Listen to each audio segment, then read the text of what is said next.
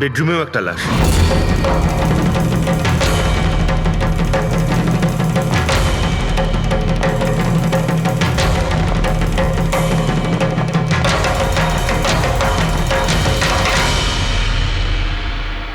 আওয়াজ শুনে হয়তো ওঠার চেষ্টা করেছিলেন, আর এখানেই মেরে দিয়েছে।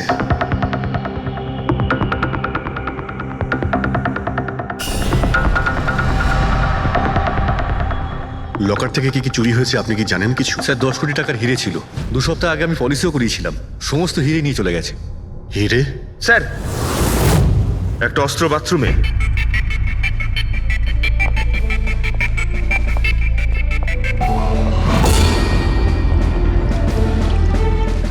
মনে হচ্ছে এইটা দিয়েই সব কটাকে মেরেছে।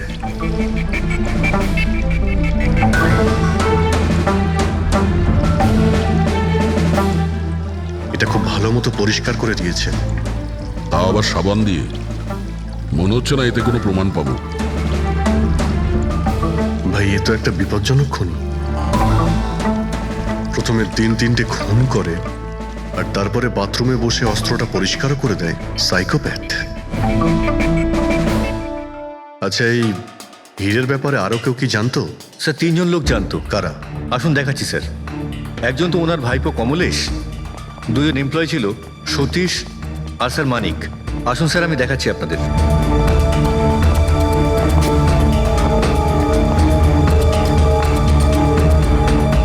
স্যার, ইনি হলেন সেট ভাইয়ের ভাইপো কমলেশ। হ্যাঁ, আমি কমলেশ। ওনারা আমার কাকু কাকিমা ছিলেন।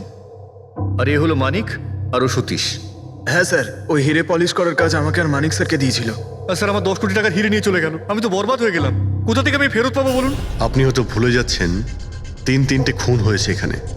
ওনাদের জীবন হীরের থেকে অনেক বেশি মূল্যবান, বুঝেছেন আপনি? বাইরে গিয়ে দেখি, হয়তো কেউ কিছু দেখেছে।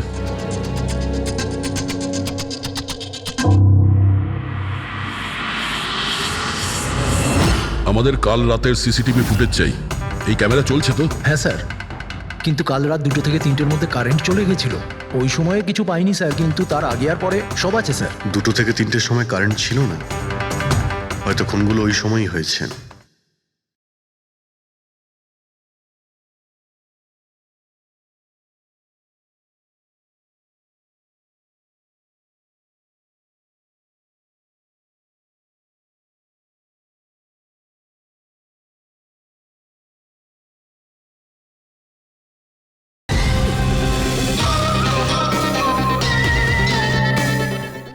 কিন্তু কাল রাত 2 থেকে 3টের মধ্যে কারেন্ট চলে গেছিল।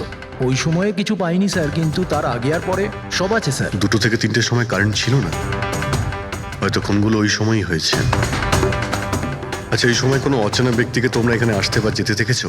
স্যার, রাত 2:30টার সময় শেঠবাবুর প্রতিবেশীর বাড়ি থেকে 4 জন গাড়ি নিয়ে বেরিয়ে গেল স্যার। ওই ফ্ল্যাটটা কার? ওটা প্রেরণা ম্যাডামের স্যার। প্রেরণা ম্যাডাম আর ওনার বাবা মা ওখানেই থাকেন স্যার। গত মাস থেকে ওনার বাবা মা ওনার গ্রামে চলে গেছেন, আর ওনার গাড়ি নিয়েই সবাই গেছেন। হ্যাঁ স্যার, ওরা তাড়া করছিলেন, এছাড়া টেনশনও করছিলেন। আমরা বেশি মন দিতে পারিনি, আসলে আমরা কারেন্টের ব্যাপারটা দেখছিলাম। ওই গাড়ির ডিটেলস আছে তোমাদের কাছে? পেয়ে যাবেন।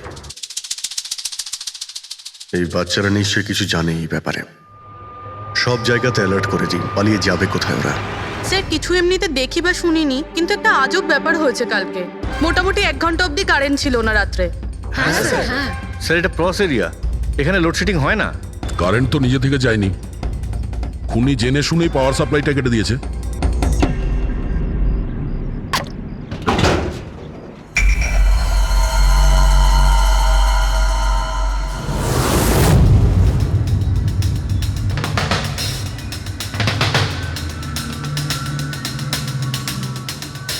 স্যার, এই দেখুন, কেউ নাড়াচাড়া তো করেছে। যেই লোকটা এই ওয়্যারটা কেটেছে, সে খুব ভালো করেই জানতো এই ওয়্যারটা কাটলে পুরো এরিয়ার কারেন্ট চলে যাবে। আর পুরো সোসাইটিরও? হ্যাঁ। ঠিক আছে, থ্যাংক ইউ। পরিষ্কার, কেউ রাত্রি 2টোর সময় এই জাংশন বক্স থেকে পাওয়ার সাপ্লাই কেটে দিয়েছিল, যাতে সোসাইটির যা সিসিটিভি ক্যামেরাগুলো আছে সেগুলো অফ হয়ে যায়। তারপরে ও কম্পাউন্ডে ঢুকলো আর মিস্টার সিডের ঘরে ঢুকে গেছিল। আর প্রায় 2 থেকে 2:30টার সময় খুনটা করে। হিরেগুলো চুরি করে আর তারপর ওখান থেকে পালিয়ে যায়। আর তারপর 3টের সময় আবার কারেন্ট চলে এলো।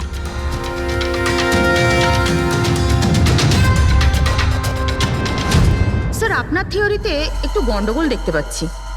কি গন্ডগোল আছে? ওই 3 জনের মৃত্যু 2 থেকে 3টের মধ্যে হয়নি। কি তাহলে কখন মারা গেছে? এর ধরো 1 ঘন্টা সোয়া 1 ঘন্টা আগে, মানে 1:45 থেকে সোয়া 1টার মধ্যে। এটা কি করে সম্ভব ডক্টর? দয়া, এই 3 জনের বডির টেম্পারেচার আর বডির ভেতরের পরিস্থিতি এই কথাই বলছে যে এদের মৃত্যু 1:45 থেকে সোয়া 1টার মধ্যেই হয়েছে। আর তার ওপর এই মিস্টার সৈয়দের ঘড়ি। আক্রমণের সময় উনি নিশ্চয়ই খুনিকে নিজের হাত দিয়ে আটকানোর চেষ্টা করেছিলেন, আর এই ধাক্কাধাক্কিতে ওনার ঘড়িটা বন্ধ হয়ে গিয়েছিল। এখন ঘড়িটা সময় দেখাচ্ছে 12:55। 12:55? কিন্তু স্যার, যদি খুনগুলো 12টা থেকে 1:45টার মধ্যে হয় তাহলে খুনি হয়তো তার আগেই এসেছিল। কিন্তু বিল্ডিং এর লাইটগুলো তো 2টো পর্যন্ত অন ছিল স্যার, আর সিসিটিভি ক্যামেরাও কাজ করছিল। আর বিল্ডিং এর সিকিউরিটি খুব ভালো স্যার। আর একজন ওয়াচম্যান স্যার মিস্টার সিডের ঘরের নিচেই দাঁড়িয়ে ছিল। আমরা সিসিটিভি ফুটেজ চেক করেছি, 2টো পর্যন্ত তো খুনি বিল্ডিং এ ঢোকেইনি। তাহলে এলো কখন?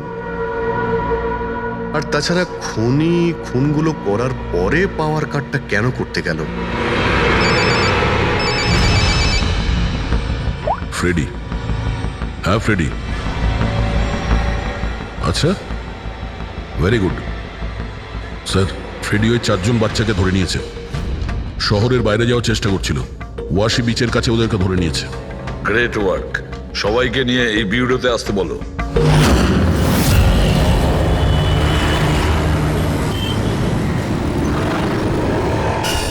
ওরা আমাদের জন্য মরে গেছে। এগুলো তোমরা ওই হিরের জন্য করেছো না?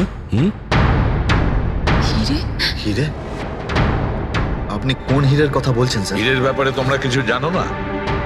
যদি নাই জেনে থাকো তাহলে মেরেছো কেন? হ্যাঁ স্যার, আমরা কাউকে মারিনি, ওই কাবারা মেরেছে স্যার। আরও আমাদের জন্যই এসেছিল, আমরাই ওকে ডেকেছিলাম স্যার। এই কাবারা আবার কে? ও একজন কুখ্যাত সিরিয়াল কিলার আর ডাকাত। এক মিনিট, এটা ওই 1940-এর কাবারা নয় তো? আরে আমি এই ব্যাপার পড়েছি স্যার। ও শুধু লোকেদেরকে লুটতোই না স্যার, বরং তাদেরকে খুব খারাপভাবে মারতো। হ্যাঁ, উনি। আরে ও তো মারা গেছে, বহু বছর হয়ে গেছে। তোমরা ওকে ডাকলে কি করে? আমরা একটা হিস্ট্রি প্রজেক্ট বানাচ্ছিলাম, তাই আমরা ভাবলাম যে সত্যি ডাকাতকে ডাকলে আরো ভালো হবে। তাই আমরা ওর আত্মাকে ডাকছিলাম, কিন্তু সবকিছু গন্ডগোল হয়ে গেল। যা কিছু হয়ে যাক, হাত ছাড়বি না।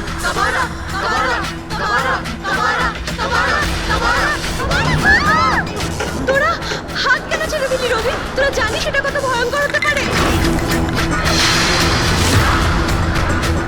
Guys, let's just change the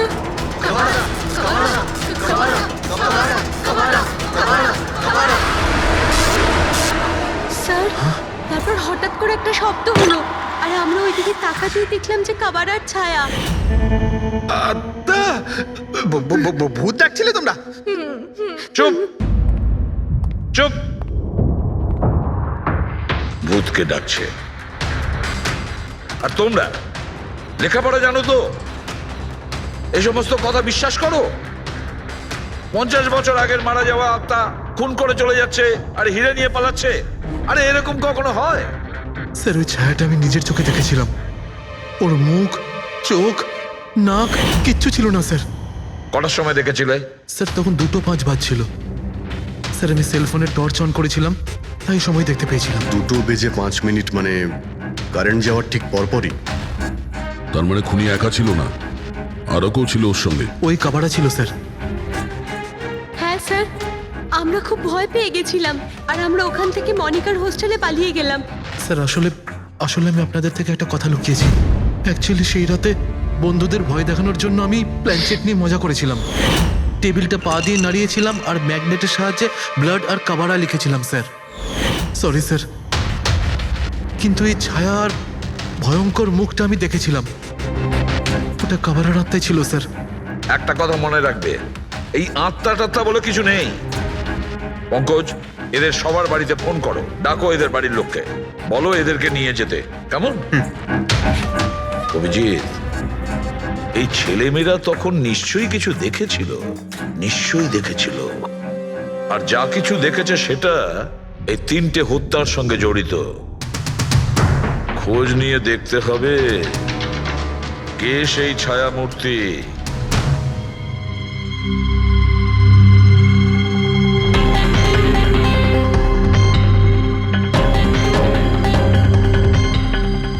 মনে হচ্ছে ওরা খুনিকে দেখেছিল। হ্যাঁ স্যার, আর খুনি হলো ওই কাবারা। আরে ভাই, ব্যালকনিতে গিয়ে দেখে আসি, কোনো না কোনো প্রমাণ নিশ্চয়ই রেখে গেছে কাবারা তোমার জন্য।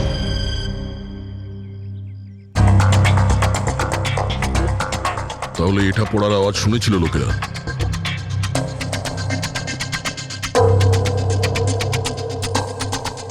স্যার, ওটা শেঠেদের ব্যালকনি। তো খুনি ওখান থেকে দৌড়ে এখানে এসেছিল, তখনই এই টপটা পড়ে গিয়ে ভেঙে গিয়েছিল। ওখানে গিয়ে দেখো তো।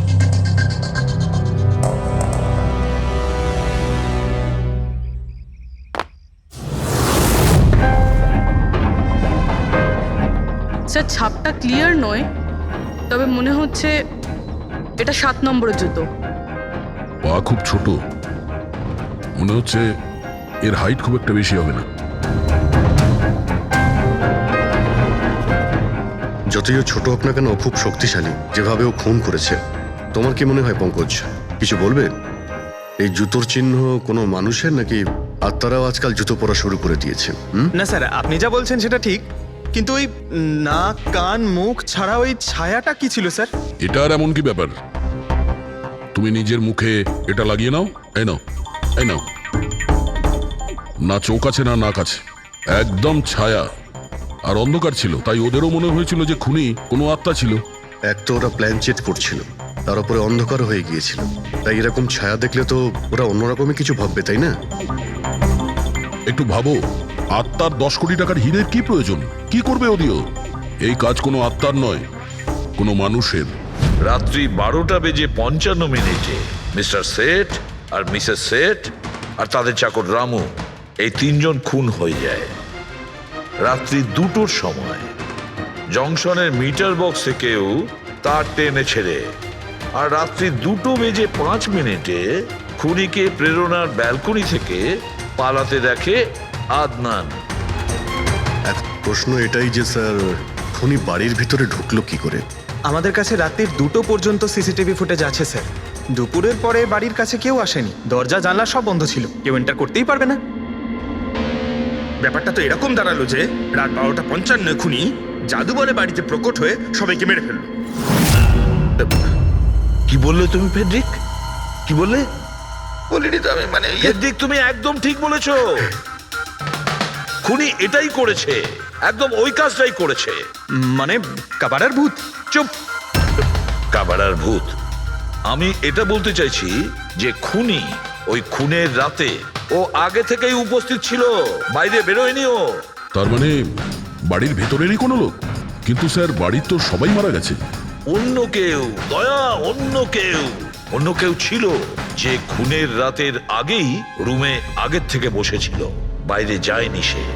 একটা কাজ করি আমরা, সিসিটিভি ফুটেজ চেক করতে হবে, দেখতে হবে খুনের 2-4 দিন আগে কে কে মিস্টার আর মিসেস সেটের ঘরে এসেছিল। দয়া, অভিজিৎ, তোমরা সেটের বাড়িতে যাও আর দেখো কোনো লুকোনোর জায়গা আছে কি না।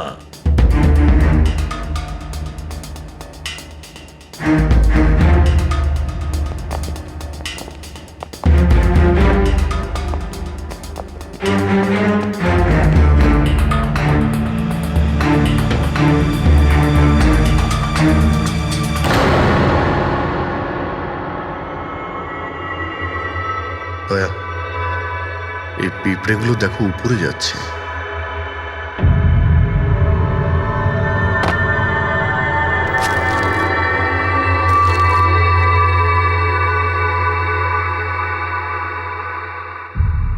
Dry fruits?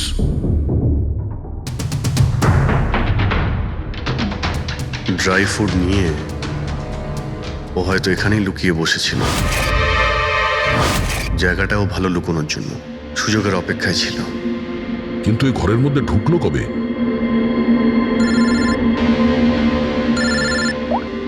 হ্যাঁ স্যার, ফুটেজ সোসাইটির অফিসে দেখে নিচ্ছি স্যার। হ্যাঁ হ্যাঁ, ফোনটা অন আছে, ফোনটা স্পিকারে আছে। পুরবি স্যার কিছু জানতে পারলে কি? স্যার আমি খুনের রাত্রের থেকে 2 দিন আগের এন্ট্রিগুলো দেখছি, আর কিছু পেয়েছি স্যার। কি পেয়েছো? 2 দিন আগে স্যার চ্যাম্পিয়ন সেলস কোম্পানির একটা টেম্পো এসেছিল 10:15টার সময়।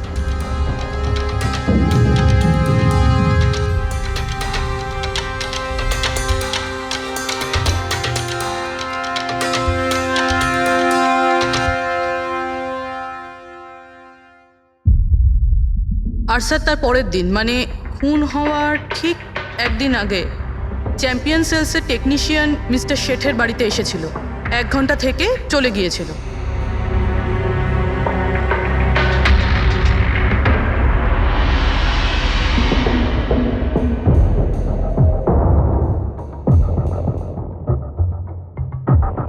আপনি একটু বাইরে যান। দুজন এসেছিল ফ্রিজ ডেলিভারি করতে, আর দ্বিতীয় লোক হতে পারে ফ্রিজ ইনস্টল করতে, কিন্তু 1 ঘন্টার মধ্যেও বেরিয়ে গেছে। তার মানে এর মানে হলো যদি খুনি ওখানে ছিল তাহলে ও ওখানে কোনো প্রমাণ রেখে যাবে। শালুখেরকে বলো ও যেন শেঠের বাড়িতে যায়।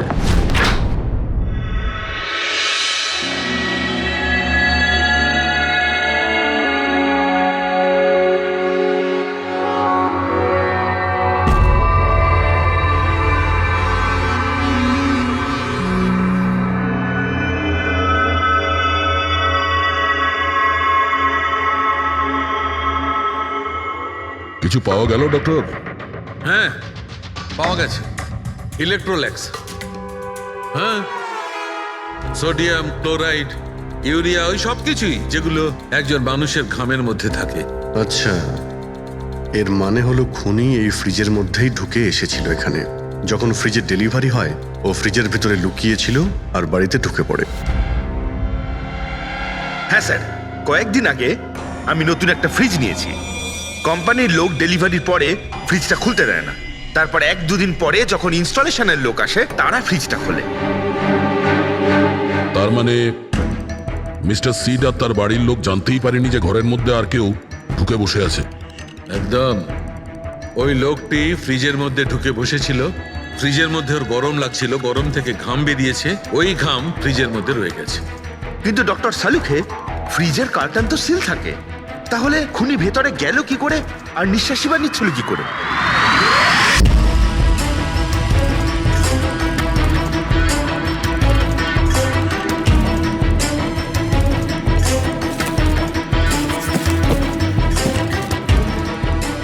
এই দেখো, এখান থেকে শ্বাস নিচ্ছিল। এ তো দেখছি ট্রোজান হর্সের গল্প হয়ে গেল। Trojan horse? সেটা আবার কি? ভাই, বড় একটা কাঠের ঘোড়া, কিন্তু ভিতর থেকে খালি, ফাঁপা। ভিতর থেকে খালি? হ্যাঁ, যার মাধ্যমে গ্রিক সৈনিকেরা ট্রয়ের মধ্যে ঢুকে পড়েছিল। গ্রিক সৈনিকেরা বড় একটা কাঠের ঘোড়া ট্রয়েতে পাঠিয়েছিল, যাতে আগে থেকেই সৈনিকেরা ছিল। ট্রয়ে পৌঁছানোর পরে সৈনিকেরা বাইরে বের হয় আর তারপর ট্রয়ের উপরে আক্রমণ করে। এই খুনিও একই উপায় অবলম্বন করেছিল আর সফলও হয়েছিল।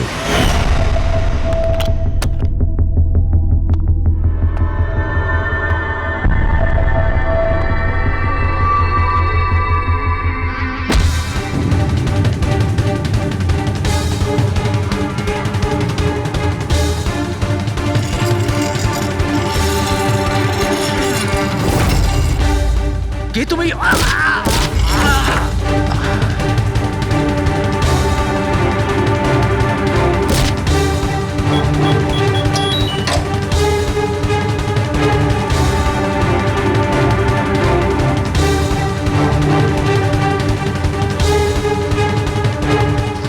পালিয়ে যাওয়ার আগে ও নিজের হাত ধুয়েছিল, অস্ত্রটাও পরিষ্কার করেছিল, আর ঠিক 2টোর সময় ওর যে সঙ্গী নিচে ওয়েট করছিল সে পাওয়ার সুইচ অফ করে দিয়েছিল, আর অন্ধকারের সুযোগ নিয়ে ও এখান থেকে পালিয়ে গেছে। পালাতে গিয়ে ও ওইখানে ওই ব্যালকানিতে যায় যেখানে ও টপটা ফেলে দেয়।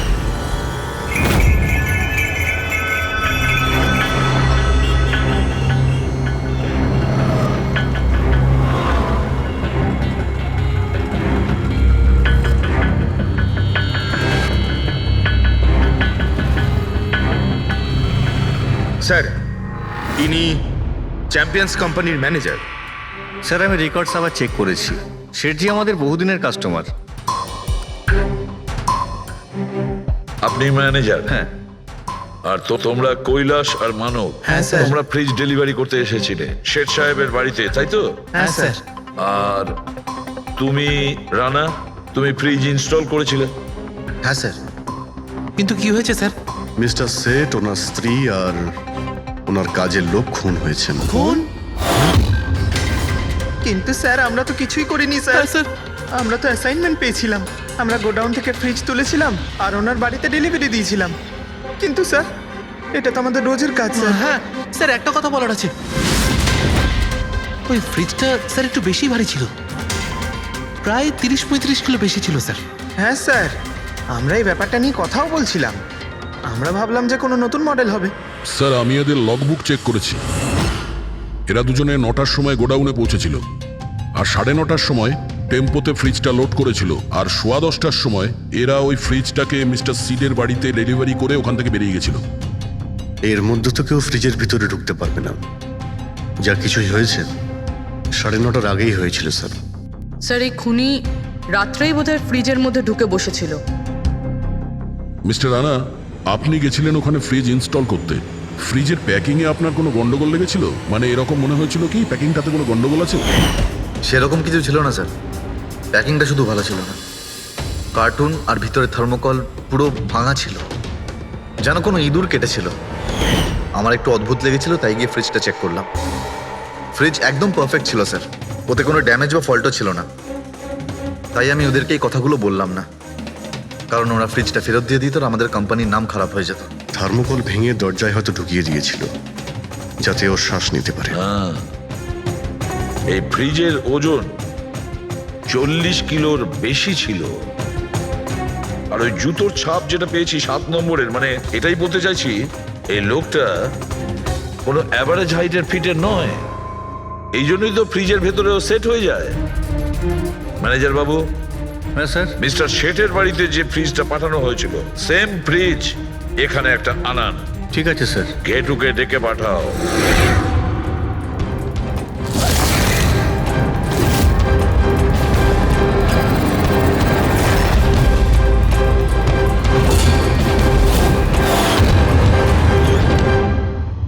আপনি ডেকেছেন আর আমি চলে এসেছি। আরে বাহ, কেমন আছো ঘেটু? আরে স্যার, আরে বাবা, কি ব্যাপার, এতদিন বাদে এলে? সব ঠিকঠাক আছে তো? এখনো পর্যন্ত একদম ঠিকঠাক আছি। এখন আপনারা যখন আমাকে সিআইডিতে ডেকেই পাঠিয়েছেন, তাহলে দেখা যাক আমি আপনাদের কি কাজে লাগতে পারি। এবারে মন দিয়ে শুনুন।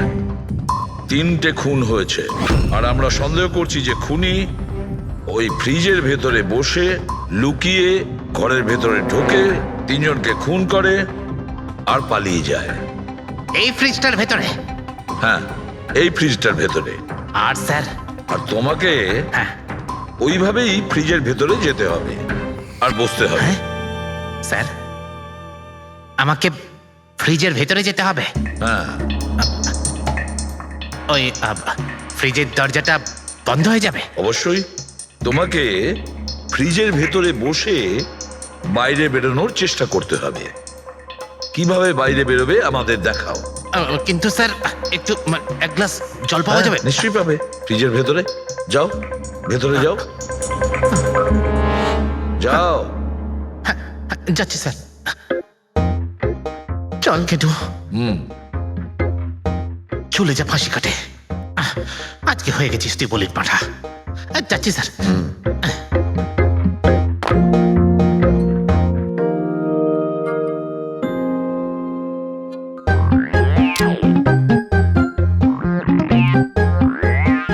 স্যার, এই দেখুন, এবার দেখুন ঘেটুর চমৎকার।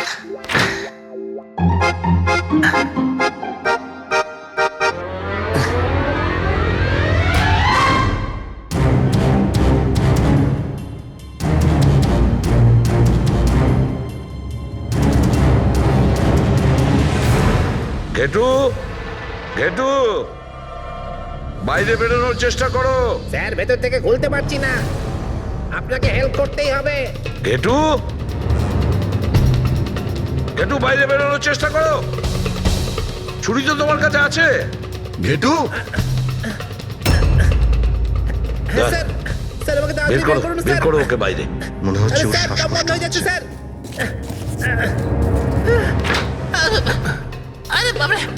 দরজা খুলে দিলাম তো। ঘেটু দরজা খুলে গেছে। গেটু, গেটু, হ্যাঁ আমার চশমা। হ্যাঁ ওর চশমাটা দাও। এডি, ওকে কফি খাওয়াও, যাও। Thank you. আমারও তো তাই মনে হচ্ছিল, কিছু না কিছু গোলমাল তো নিশ্চয়ই আছে। সেটের বাড়ির ফ্রিজের যে কার্টুনটা আছে সেটা এত শার্প কাটা হয়েছে বাইরে থেকে, ভেতর থেকে এরকম ভাবে কেউ কাটতেই পারে না। নিশ্চয়ই কেউ বাইরে থেকে কেটেছে ওই খুনিকে বাইরে বের করার জন্য। সে যেই হোক না কেন স্যার, সে ফ্রিজের ডেলিভারি হওয়ার পরে বা ফ্রিজার ইনস্টলেশন হওয়ার আগে এর মধ্যেই হয়তো এসেছিল। গেটু,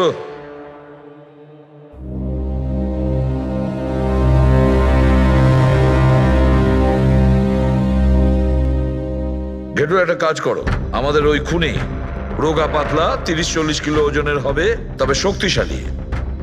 এমন কোন লোককে খুঁজে বের করো যার কাছে হঠাৎ করে অনেক টাকা এসেছে, যে জুয়া খেলে ফালতু অনেক কিছুতে খরচা করছে, এমন কোন লোক, সেই আমাদের খুনি হবে।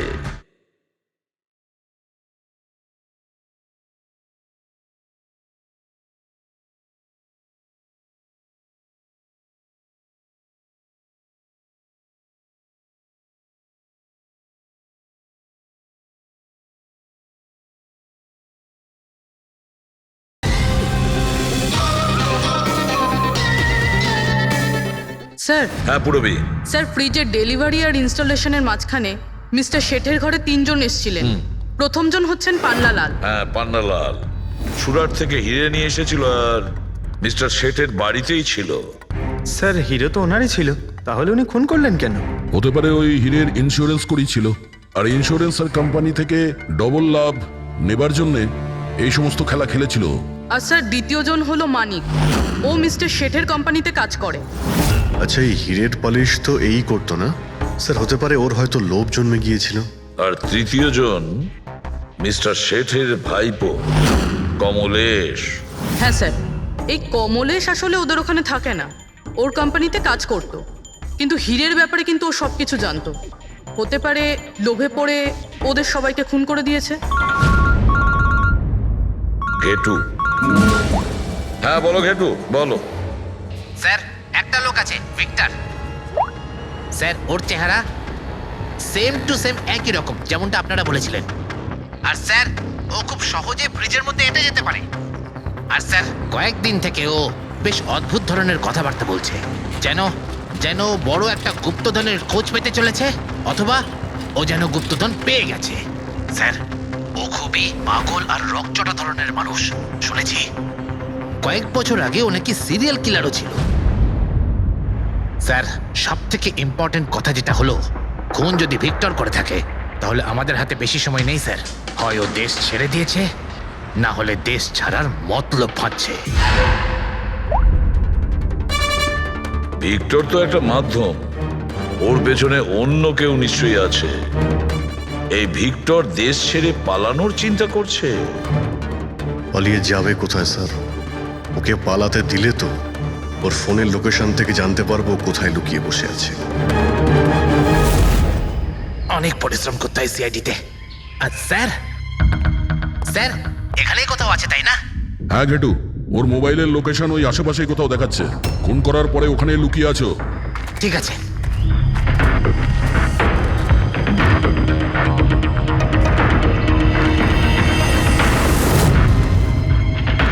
তুমি ঠিক যাচ্ছ, আরো আগে যাও।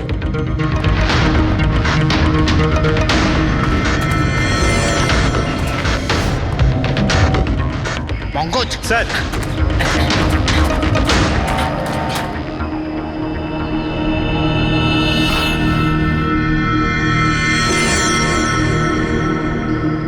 স্যার এবার আর ওকে কেউ ধরতে পারবে না স্যার।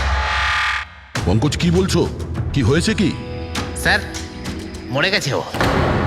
হাতে একটাই প্রমাণ ছিল, এখন সেটাও গেল। কি করে মারা গেল? স্যার মাথায় কেউ পাথর দিয়ে বা অন্য কিছু দিয়ে মেরেছে স্যার। আর আর মারা গেছে বেশ কিছু সময় হয়ে গেছে, বডি থেকে দুর্গন্ধ বেরোচ্ছে। ঠিক আছে পঙ্কজ, অ্যাম্বুলেন্স ডেকে নাও আর তোমরা ওখান থেকে বেরিয়ে যাও।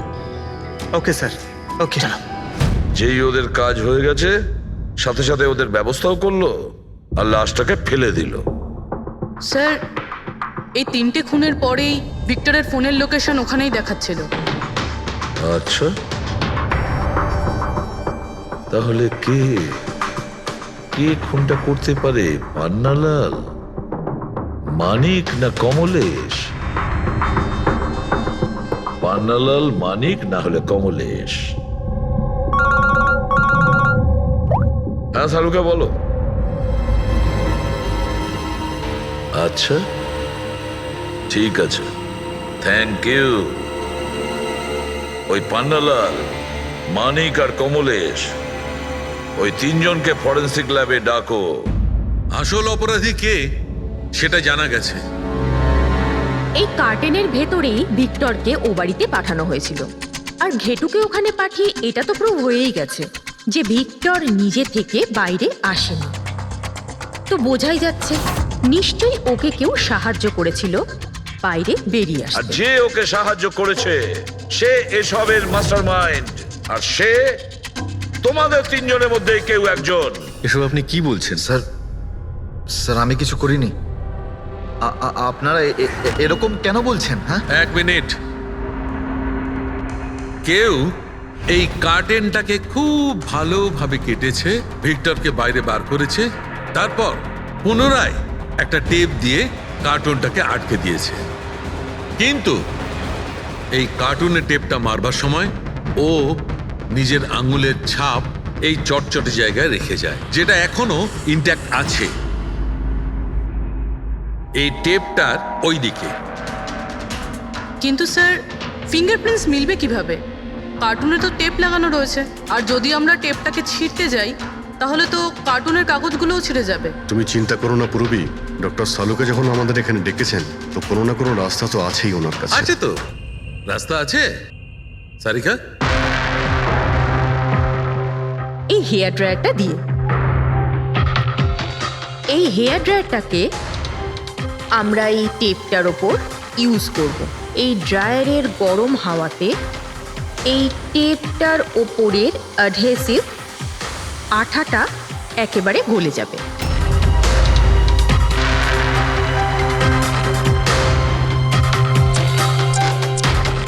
এই দেখুন, ফিঙ্গারপ্রিন্টস পরিষ্কার দেখা যাচ্ছে। আরে দারুণ করলেন সারিকা দেবী, সত্যিই অপূর্ব। ফিঙ্গারপ্রিন্ট একদম পরিষ্কার দেখতে পাওয়া যাচ্ছে। হ্যাঁ, এবার শুধু ওদের সঙ্গে ম্যাচ করে দেখতে হবে।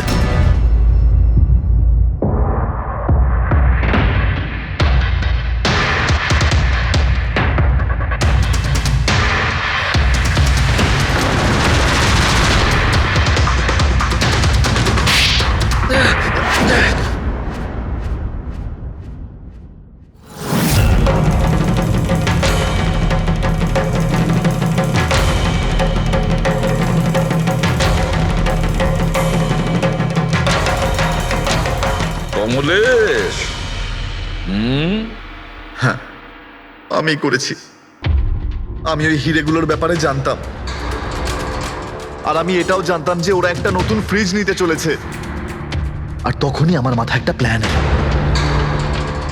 আমি ওই ফ্রিজটাকে ফ্রোজেন হর্সের মতো ইউজ করে ভিক্টরকে ওই বাড়িতে পৌঁছলাম। তারপর আমার হিরের লোভ হয়ে গেছিল। তারপরও রাতে বাড়ি এসে পৌঁছলো। তারপর সুযোগ দেখে আঙ্কেলের ফ্রিজটায় গিয়ে আমি লুকিয়ে গেছিলাম। আর তারপর ডেলিভারির পরে তুমি ওনার বাড়িতে যাও আর ভিক্টরকে ফ্রিজ থেকে বাইরে বের করো। সেই রাতে আমি কাকুর বাড়িতেই লুকিয়েছিলাম।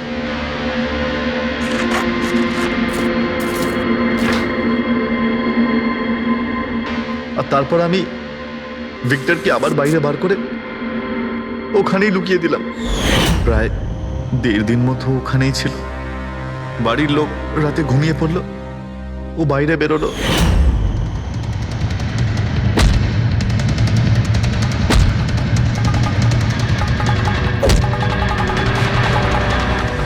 সবাইকে মারলো আর তারপর হিরে চুরি করে আমার জন্য অপেক্ষা করছিল। ও তাই ভিক্টর নিজের হাত আর অস্ত্র পরিষ্কার করছিল, কারেন্ট অফ হওয়ার জন্য অপেক্ষা করছিল, তাই তো? হ্যাঁ, তারপর আমি ভিক্টরকে আমার সাথে নিয়ে গেলাম।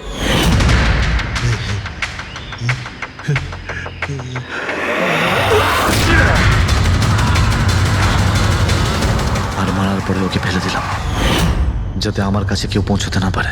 এতটা ভেবেছিলে, এত বড় প্ল্যানিং করলে, কিন্তু তোমার ভাগ্য তোমাকে সাথ দিল না। এটা ভেবে দেখোনি তুমি যেই হও সিআইডিদের হাত থেকে তুমি নিস্তার পাবে না। প্রত্যেক অপরাধী কোনো না কোনো ভুল করেই থাকে, যেমন তুমি নিজের ফিঙ্গারপ্রিন্ট এখানে রেখে গেছো না, ব্যাস ওটাই আমাদের কাছে যথেষ্ট ছিল। 4-4টে খুন করেছো তুমি হিরে পাওয়ার লোভে। এবার নিজের কর্মফল ভোগ করো। কঠোর থেকে কঠোরতম শাস্তি হবে তোমার, হয়তো ফাঁসি।